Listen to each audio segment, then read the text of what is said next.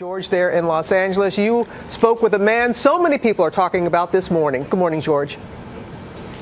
Boy, they are, Robin. You know, that announcement from Jason Collins, that surprise yesterday, just shatters stereotypes in the macho world of pro sports. When he went online in Sports Illustrated on Monday morning, you could feel the explosion everywhere. You know, the 12-year NBA veteran told me that this was not the kind of spotlight that he sought, but now that he's made the announcement, he says he has never been happier.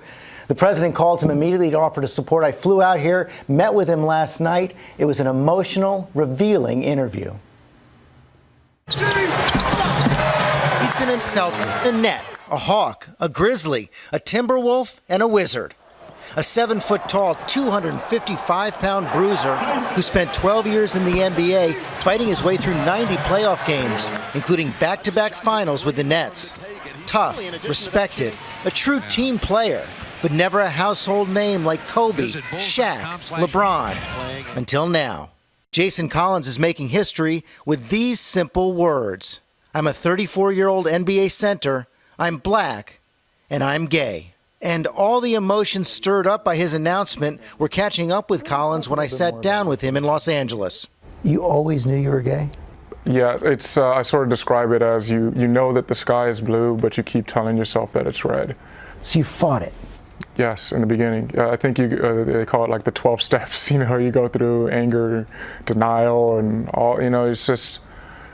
But when you finally get to that point of acceptance, there's nothing more beautiful. And just allowing yourself to, really be happy and be comfortable in your own skin. So you send this thunderbolt out into the world. Yeah. 12 hours later, how does it feel? It's incredible. You just try to live an honest, genuine life, and next thing you know, you have the president calling you. And, what did he say?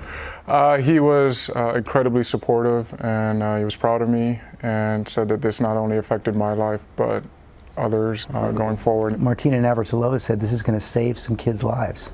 I look at her as one of my heroes. The dignity and the class that she's lived her life and all that she's achieved in her career. She is my role model. Hopefully, going forward, I can be someone else's role model. What do you say to the 12-year-old boy who's out there practicing right now, wants to be a pro ball player, and happens to be gay? It doesn't matter that you're gay, but the key thing is that it's about basketball. It's about working hard. It's about sacrificing for your team. It's all about dedication, and that's what you should focus on. One of the things you write is that actually loyalty to your teammates is one of the things that held you back for making this announcement. You don't want to be, that distraction, because for me it's always been about the team. But I think, I know that in my personal life I'm ready, and I think the country is ready for supporting an openly gay basketball player. Can you believe it hasn't happened before you?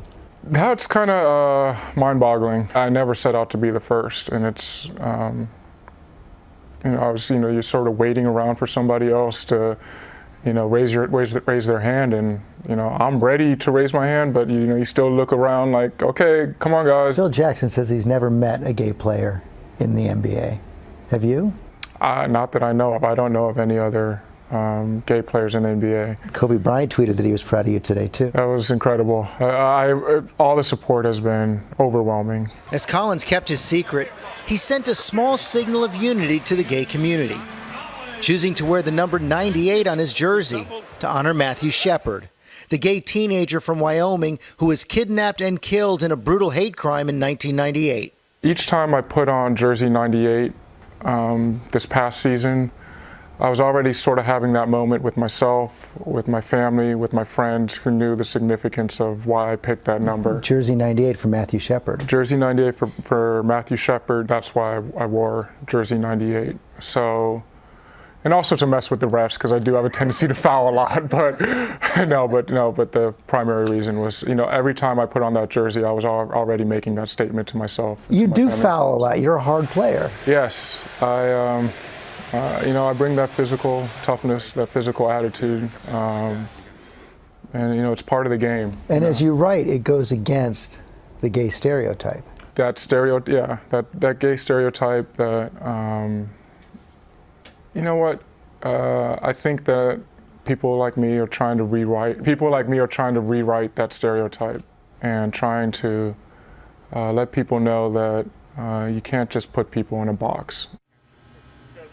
As Jason said, it is all about the basketball. He's going to work hard all summer long to get picked up by another NBA team. And Robin, you know, he confessed to me that when he walks out onto that court, he knows the pressure is going to be on, but he has no idea how it's going to feel to be the first openly gay player to actually play in an NBA game. But the way he has handled himself thus far, just so incredibly impressive.